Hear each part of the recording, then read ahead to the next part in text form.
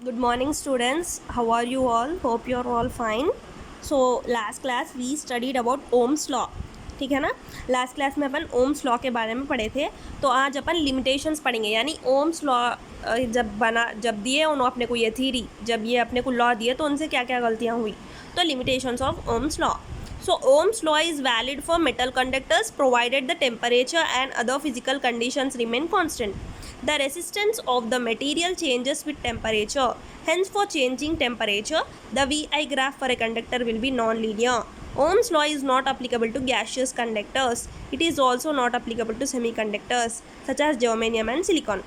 So in short, इन्हों क्या बोले यहाँ पे, Ohm's law सिर्फ मेटल्स के लिए है, सिर्फ मेटल कंडक्टर्स के लिए ही वैलिड है. लेकिन गैशियस कंडक्टर्स, फिर गैशियस कंडक्टर्स किधर जाना. सो इसका उन्होंने एक्सप्लेनेशन नहीं दे सके. कौन? ओम. तो नहीं दे सके, तो इसीलिए ये क्या हो गई, इनकी गलती हो गई.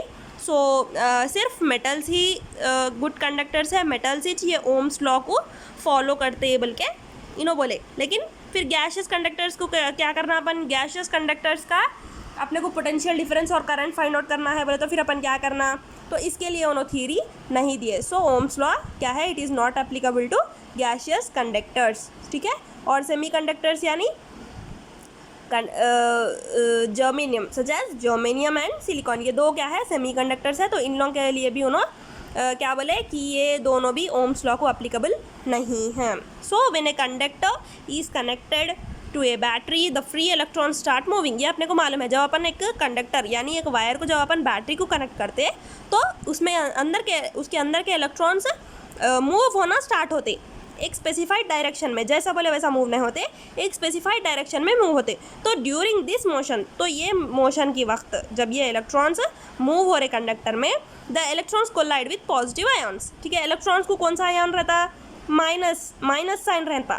तो ये जब इन लोग कंडक्टर में मूव हो रहे यानी वायर में जब मूव हो रहे, तो इन लोग किससे टकरा रहे, पॉजिटिव आयन्स से. So positive ions of the lattice and come to halt. So this means that they lose mechanical energy. तो जब ये लोग पॉजिटिव आयन्स से टकरा रहे तब क्या हो रहा, वहाँ पे उन लोगों की एनर्जी लॉस हो रही. किसकी एनर्जी, इलेक्ट्रॉन्स की एनर्जी लॉस हो रही. तो वहाँ पे जब एनर्जी लॉस हो रही तो हीट रिलीज हो रही. कौन सी एनर्जी रिलीज हो रही, हीट. मैकेनिकल एनर्जी किस फॉर्म में रिलीज हो रही, हीट एनर्जी में. कब, जब ये इलेक्ट्रॉन्स पॉजिटिव यानी पॉजिटिव आयन्स से टकराते. जब due to the electric field that was set up by the battery throughout the conductor, these electrons regain the energy from the field and proceed to move. ठीक है. फिर क्या करते हैं वो फील्ड में, फिर एनर्जी वापस लेके फिर मूव होना स्टार्ट होते. फिर मूव होते, फिर पॉजिटिव आयन से टकराते, फिर वहाँ पे फिर हीट रिलीज होती, फिर एनर्जी कैप्चर करते, फिर रिवॉल्व होना स्टार्ट होते. So the motion of electrons is obstructed by the lattice ions. The obstruction offered to the flow of electrons in a conductor by lattice ions depends upon the nature of the material. तो ये जो इन लोगों का टकराना है, energy लेना है, फिर energy release करना है, तो ये किसके ऊपर डिपेंड है, नेचर ऑफ द मटेरियल. अपन वो कंडक्टर के फॉर्म में कौन सा मटेरियल लिए. ठीक है. Therefore, the resistance of a conductor is defined as the obstruction of the motion of electrons in a conductor. The material which offers resistance to the motion of electrons is called resistor. क्या बोलते हैं अपन, जो material ये electrons के motion को resistance देता उसको क्या बोल रहे हैं, रेसिस्टर बोल रहे. ठीक है. Next topic, electric shock. Let us assume that human body is a resistor. ठीक है. अब थिंक करो कि ह्यूमन बॉडी क्या है, एक रेसिस्टर है. एज्यूम करो कि ह्यूमन बॉडी एक रेसिस्टर है. The resistance of a human body generally varies from 100 ohms. ठीक है. So let us assume that human body is a resistor. The resistance of human body generally varies from 100 ohms. क्या है human body का resistance, 100 ohms. Let us calculate the amount of current that flows through the human body. Human body में भी कितना current flow हो सकता. Let us assume you have touched the two electrodes of a battery of 24 volt with dry fingers in such a way that the circuit is complete. Let your body resistance be 1 lakh ohms. Then the current flowing through your body is given by I is equal to 24 by 1 lakh is equal to 0.00024 amperes. ठीक है.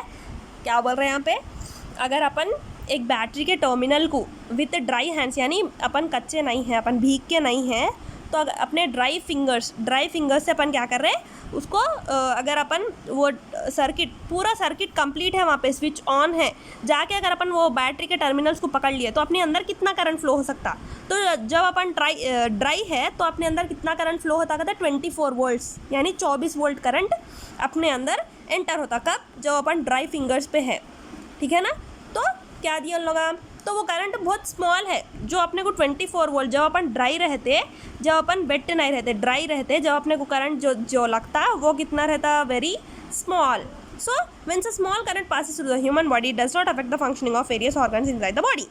ठीक है, ये 24 volts क्या है, बहुत कम current है। तो ये जब कम करंट अपने अंदर एंटर होता तो अपने ऑर्गन्स को, अंदर के ऑर्गन्स को कुछ भी नुकसान नहीं पहुंचा।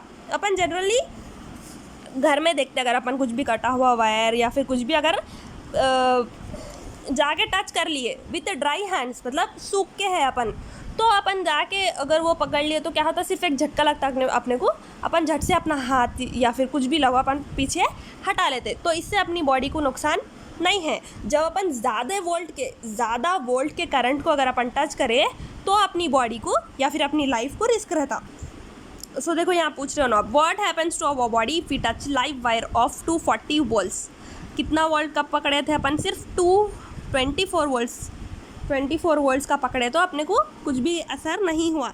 लेकिन जब अपन 240 वोल्ट्स का करंट, 240 का वोल्ट अगर जब अपन पकड़ लिया तो अपना हशर क्या होगा। The current passing through our body when we touch a live wire of 240 volts is given by 0.0024 volts. When this quantity of current flows through the body, the functioning of organs in the body gets disturbed. क्या हो जाता है, अपने अंदर के organs disturb हो जाते। कब? जब अपने अंदर 240 volts का करंट एंटर होता। This disturbance inside the body is felt as electric shock. ठीक है, इसको क्या बोल रहे हैं अपन, ये जो करंट अपनी बॉडी को डिस्टर्ब कर रहा है इसको क्या बोल रहे हैं, इलेक्ट्रिक शॉक बोल रहे। ठीक है, इलेक्ट्रिक शॉक कब बोल रहे, जब अपने को करंट अपनी बॉडी में पास होके अपने अंदर के ऑर्गन्स को डिस्टर्ब कर रहा, इसको क्या बोल रहे हैं अपन, इलेक्ट्रिक शॉक बोल रहे।